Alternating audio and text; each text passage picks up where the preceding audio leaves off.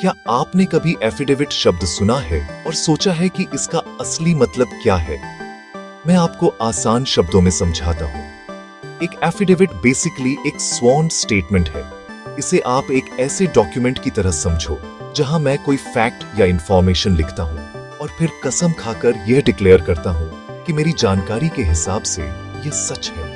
अब ये कोई भी कागज का टुकड़ा नहीं है। एक एफिडेविट पर मेरे साइन होने चाहिए और फिर इसे एक नोटरी, मैजिस्ट्रेट या ओथ कमिश्नर के सामने वेरीफाई करना होता है।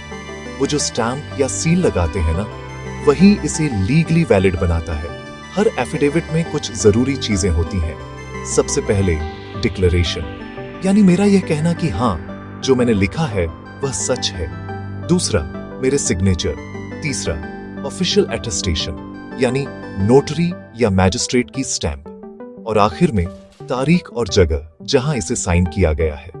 तो मैं असल में एक एफिडेविट का इस्तेमाल कहां करता हूं?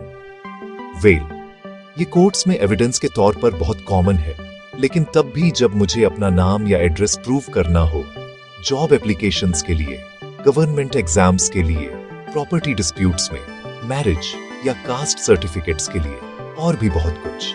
लेकिन यहां एक बात है, अगर मैं एक एफिडेविट में झूठ बोलता हूं तो ये एक बड़ी लीगल प्रॉब्लम है। इंडियन लीगल सिस्टम के तहत एक झूठा एफिडेविट देना मुझे फाइन या जेल भी करवा सकता है।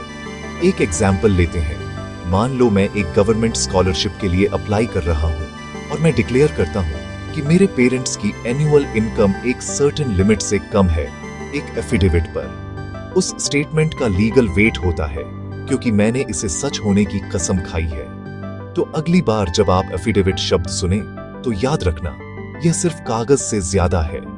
यह सच का एक वादा है जिसे कानून का सपोर्ट है।